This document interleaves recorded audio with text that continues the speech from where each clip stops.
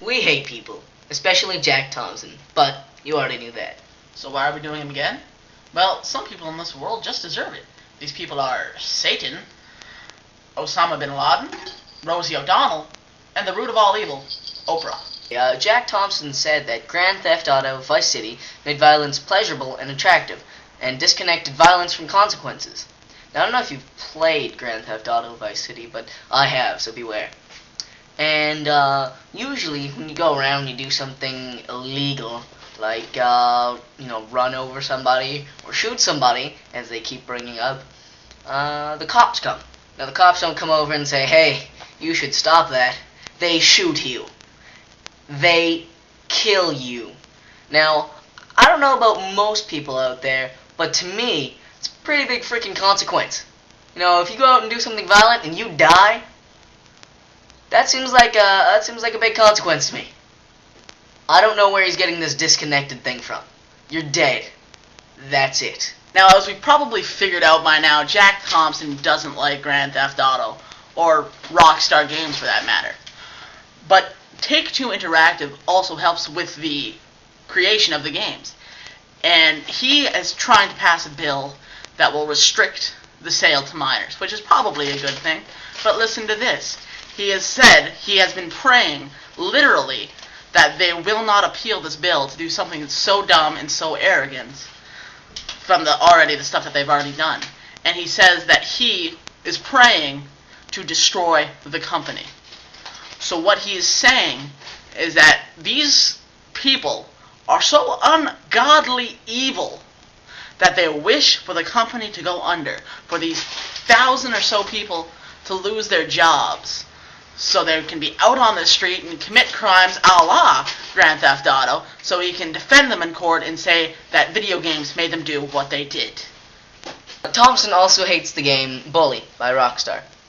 According to Thompson, the game shows you how to, by bullying, take over your school. You punch people, you hit them with slingshots, you dunk their heads in dirty toilets, there's white-on-black crime in the game, you bludgeon teachers and classmates with bats. It's absolutely nuts.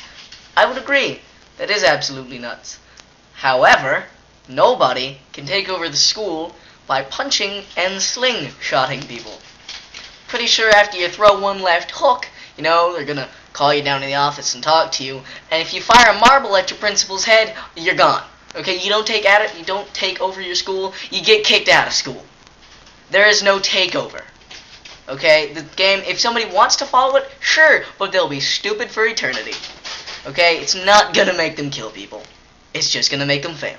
The violence portrayed in Bully is so blown out of proportion because the real stuff is, let's face it, boring. If you ever see somebody bludgeoning teachers with baseball bats, you're probably in the wrong school. Let's face it, you're on the streets of Detroit. If you ever see, I'm not gonna lie to you, there's bullying in schools, surprise. But I've never seen the big bad bully take over the principal's job by flinging pencils at our eyes. Jack Thompson petitioned Rockstar for an advanced copy of Bully, and he didn't get any notice from them. So then he went to Walmart, Take-Two Interactive, and GameStop, demanding that he be allowed to preview the game before its October 17th release date. Now, Jack, if you want the game that bad, why don't you just place a pre-order and get it on release date like everybody else? Don't just get all uppity. You can't get it before everybody else because you're so important, Mr. Attorney. You gotta wait in line like everyone else. But apparently I'm wrong, because Take-Two offered to bring in a copy and let both the judge and Thompson view the game in the judge's chambers on October 12, 2006.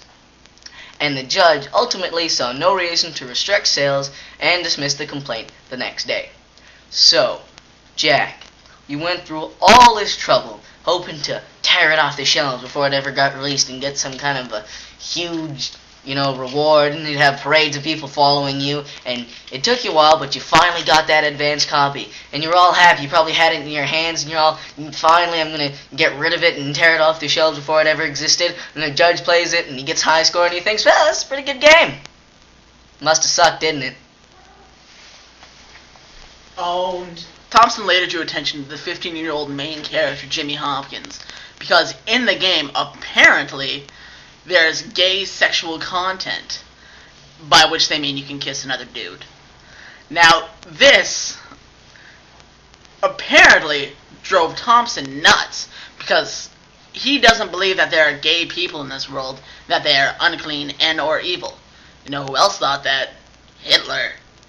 Now, he tried to write a letter to the ESRB, which is the people that rate the games, saying that there's this content in the game, they want a higher rating. It has a teen rating now, he wanted it to be mature. But the ESRB already knew that when they rated the game. So, basically, Jack Thompson doesn't think that the people who rate the games do their job correctly. Jack Thompson also had a little legal stint with Mortal Kombat, specifically with Mortal Kombat Armageddon.